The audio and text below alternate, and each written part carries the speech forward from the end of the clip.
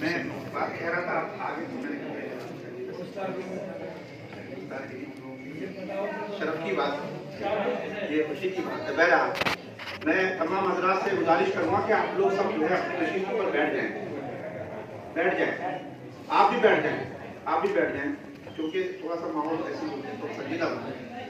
میں کوئی یہاں تقریر کا موقع نہیں ہے، یہ پروگرام پہلے سے ہی آلریڈی تقریباً 2 گھنٹے تاخیر سے شروع ہوا ہے، تو اس لیے اس میں کوئی زیادہ باتوں کی گنجائش نہیں ہے، لیکن جیسا کہ مجھے حکم ہوا میں حاضر ہوا ہمارے کی موجودگی میں سے 1-2 بات کہہ کر یہاں سے اجازت چاہوں گا کہ ایک تو سب سے پہلے یہ کہ آج کے جن حضرات نے پروگرام رکھا ہے، اسرار صاحب اور وارث واقع صاحب، ان کی کتابوں کا اجرا بھی تھا، تو ان کے لیے بہت دلی مبارکباد ہم سب لوگوں کی طرف سے۔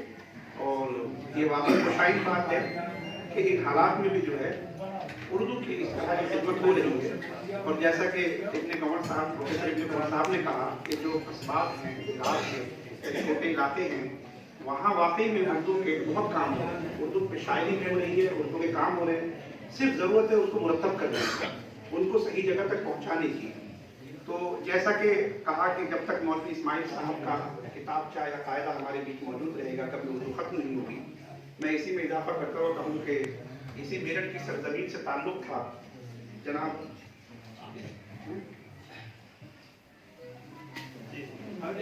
اسی میرٹھ کی سرزمین جو اب تھوڑا سا الگ ہو گیا ہاپوڑ، مولوی عبدالحق جسے ہم بابا اردو کے نام سے جانتے ہیں۔ تو یہ ہمارے لیے بہت ہی خوشی کی بات ہے، فخر کی بات ہے کہ آج ہم اس سرزمین پر یہ پروگرام منعقد کر رہے ہیں جہاں اردو کی اتنی عظیم شخصیات نے جنم لیا ہے۔ وہ یہاں پر میرٹھ میں مولوی اسماعیل صاحب کا نام ہے، تو وہیں ہاپوڑ میں بابا اردو مولوی عبدالحق صاحب کا نام ہے۔ میں وہی کہہ رہا ہوں کہ یہ اردو کے وہ لوگ ہیں۔ بہرحال تو اب میں اصل بات پر آتا ہوں کہ اردو کی اتنی سنہری اور اتنی جامع تاریخ ہونے کے باوجود ہمارے پاس جو اس وقت یہ آوازیں بیچ بیچ میں اٹھ رہی ہے کہ اردو کہیں ختم نہ ہو جائے یا اردو کمزور ہو رہی ہے، تو یہ بات سچ ہے کہ اردو کو لے کر یہ تشویش غلط نہیں ہے۔ ہمارا سابقہ دونوں طرح سے ہے، صحافت سے بھی ہے اور ادب سے بھی ہے، اور اس طرح کی مجلسوں میں آئے دن آنا جانا ہوتا ہے، تو ہم یہ دیکھتے ہیں کہ اردو سے دلچسپی رکھنے والوں کی تعداد میں کوئی کمی نہیں ہے، اردو سے محبت کرنے والوں کی تعداد میں بھی کوئی کمی نہیں ہے، اردو شاعری کو پسند کرنے والے روز بروز اس میں اضافہ ہو رہا ہے۔ ابھی پچھلے دنوں ایک پروگرام ہوا جشن ریختہ کے نام سے، جس میں اردو ہوتی ہے، تو ظاہر بات ہے اس پروگرام کو دیکھنے کے لیے میرے خیال سے لاکھوں لوگ نہ آئے ہوں 3 روز میں۔ اس کا مطلب یہ کہ اردو سے محبت کم نہیں ہو رہی ہے۔ پھر آخر کیا وجہ ہے کہ پھر اردو جو ہے ہم بار بار یہ تشویش میں مبتلا ہو جاتے ہیں کہ اردو کمزور ہو رہی ہے؟ تو جہاں تک میں سمجھ رہا ہوں 2-3 باتیں ہیں جس پر ہمیں توجہ دینے کی ضرورت ہے۔ ایک تو سب سے پہلے یہ ہے کہ ہمیں یہ طے کرنا چاہیے کہ اردو زبان کو ہم کس حیثیت سے اپنے بیچ دیکھتے ہیں، رکھتے ہیں۔ اگر ہم اردو زبان کو اپنی قوم کا سرمایہ اور اپنی تہذیب اور تمدن کی تاریخ سمجھتے ہیں تو ہمارے لیے ذمہ داری ہے کہ ہم اس کی حفاظت کریں، بالکل جس طرح ہم اپنے آباء و اجداد کی وراثت کی حفاظت کرتے ہیں۔ تو کیا ہم ایسا کرتے ہیں؟ بالکل نہیں کرتے۔ ہم اس بات کا محاسبہ کریں کہ اردو کو زندہ رکھنے کے لیے جن چیزوں کی ضرورتیں ہیں کیا وہ ہمارے ارد گرد موجود ہیں؟ بالکل نہیں ہے۔ اپنے گھروں میں آپ دیکھ لیجیے، اپنے بچوں کو دیکھ لیجیے، نئی نسل کو کیا روزانہ آپ اخبارات سے، اردو کے اخبارات سے وابستہ کراتے ہیں، روشناس کراتے ہیں؟ نہیں کراتے ہیں۔ اردو کتابوں سے کراتے ہیں؟ نہیں کراتے ہیں۔ جس کا نتیجہ یہ ہوتا ہے کہ جب وہ بچے بڑے ہوتے ہیں تو ان کے لیے اردو اجنبی زبان محسوس ہوتی ہے۔ تو اردو اجنبی زبان مت بنائیے ان کے بیچ میں، بلکہ اپنے یہاں جتنے بھی لوگ بیٹھے ہیں اگر یہ بھی یہ طے کر لیں کہ ہمارے گھر میں کم سے کم ایک اردو کا اخبار کوئی بھی زبان کا ہو، وہ ضرور آئے گا۔ صبح کو جب ہمارے بچے کی آنکھیں کھلے گی تو اس کے سامنے اردو کا اخبار ضرور پڑھا ہوگا، وہ اس سے مانوس ہوگا، اس کو محبت ہوگی اس سے، اور ہم اس زبان کے ساتھ ہمارے جو اسلاف کی قربانیاں تھی، ہم ان کو اس وراثت کو اسی پوری طاقت کے ساتھ، اسی فخر کے ساتھ اسی نسل کی طرف منتقل کر پائیں گے۔ ایک بات۔ دوسری بات ایک اور ہے کہ یہ فطری بات ہے کہ تقسیم ملک کے بعد پاکستان میں چونکہ اردو زبان کو قومی زبان قرار دیا گیا تھا، جس کا نتیجہ ہندوستان میں اردو جاننے والے، اردو کے بحی خان اور اردو والوں کو اٹھانا پڑا، جس کا نقصان، کیونکہ یہاں پر اس کے رد عمل کے طور پر اردو سے یہاں ایک نفرت کا سلسلہ شروع کیا گیا، اور یہ سلسلہ اتنا مضبوط طریقے سے شروع ہوا۔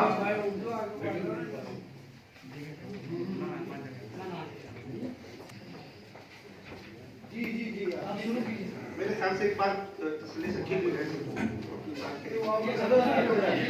تو بہرحال कह रहा हूँ कि पाकिस्तान की जब बना मुल्क बना तो उसके रद्द अमल में यहाँ उर्दू के साथ यहाँ नाइंसाफी का सिलसिला शुरू हुआ, और ये सिलसिला पहले वजीर आजम पंडित जवाहरलाल नेहरू के वक्त से शुरू हुआ और अब तक रुका नहीं। ये अपनी जगह बिल्कुल सच है। सरकारी सतह पर इस जबान के साथ जो नाइंसाफी और अदम मसवात का सिलसिला था वो भी बाकी है। आप अगर पंडित जवाहरलाल नेहरू साहब के खतूत पढ़ेंगे जो अपने वज़राए आला को वो लिखा करते थे हर महीने, उन खतूत में वो बारहा ये बात कहते थे कि उर्दू जबान के साथ में अच्छा बर्ताव नहीं हो रहा है, उर्दू जबान को सरकारी सतह पर वो कुछ पनाही नहीं मिल रही है, और ये गलत बात है। वो अपना ये दर्द बयान तो जरूर करते थे, लेकिन कभी वो मदावा नहीं कर पाए इस चीज का, ना तो करने दिया गया, ना वो खुद ऐसा कोई काम कर पाए। बहरहाल ये सरकारी सतह पर राजनीति और सियासत का मसला है, लेकिन ये तो हम हमारी तहजीब है, ये समझकर हमें काम करना है। हमें ये नहीं देखना है कि सरकार इसमें क्या कर रही है, हमें ये देखना है कि हम क्या कर रहे हैं, हम किस जगह खड़े हैं। तो किसी भी जबान या किसी भी तहजीब को जिंदा रखना है, उसकी सबसे पहली शुरुआत अपने तरफ से करनी होगी। और मैं कहता हूं कि जब हमारे अंदर ये जज्बा पैदा होगा कि हमें क़यादत करनी है, तो हमारे अंदर ये जज्बा भी पैदा होना चाहिए कि हम बैसाखियों की जबान या तहजीब पर क़यादत नहीं करेंगे। अपनी जबान और अपनी तहजीब से ही हम क़यादत का जो है झंडा लेके आगे बढ़ सकते हैं, वरना हम दूसरों की जबानों से कैसे क़यादत करेंगे। जो अपनी जबान है, अपनी तहजीब, अगर हमने उसको खो दिया तो हमारी तो सारी तारीख और विरासत और सरमाया हो जाएगा।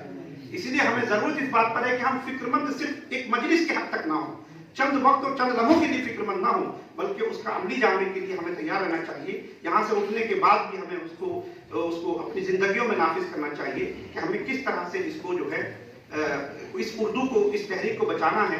अभी नौल साहब ने कहा कि कुछ ऐसी बनाई जाए, तरतीब दी जाए कि कुछ कि उर्दू के लिए काम करें लोग। तो अंजुमन तरक्की उर्दू हिंदी से काम के लिए वजूद में आई थी, लेकिन अफसोस कि उसका दायरा बहुत महदूद होकर रह गया है। मैं ये चाहूंगा कि जो भी कस्बे और देहातों से जुड़े हुए लोग उर्दू के से ज्यादा वाबस्ता हैं, शायर हैं, अदीब हैं या उर्दू उस्ताद की हैसियत रखते हैं, उनको चाहिए कि वो छोटी छोटी अंजुमनें कायम करें और कस्बात और देहात तक लेकर जाएं। क्योंकि दिल्ली, मुंबई, बेंगलोर, हैदराबाद और कलकत्ता जैसे शहर जो हैं वो समंदर की हैसियत रखते हैं, और ये कस्बात और देहात छोटे छोटे दरिया की हैसियत रखते हैं। ये सब जाके वहां मिलते हैं, तब जाके एक बड़ा समंदर बनता है। लेकिन अगर हमारे बच्चे यहाँ से तैयार नहीं होंगे तो वहां जाके भी तैयार नहीं होंगे। वो तो जो पुरानी नस्ल चली आ रही है हम उन्हीं को सुन रहे हैं, लेकिन नई नस्ल में अगर उर्दू से रगबत खत्म हो जाएगी तो इसका नुकसान जरूर होगा। मैं इसी बात पर अपनी बात को खत्म करता हूँ और एक बार फिर तमाम लोगों को मुबारकबाद पेश करता हूँ कि उन्होंने अच्छी मजलिस कराई और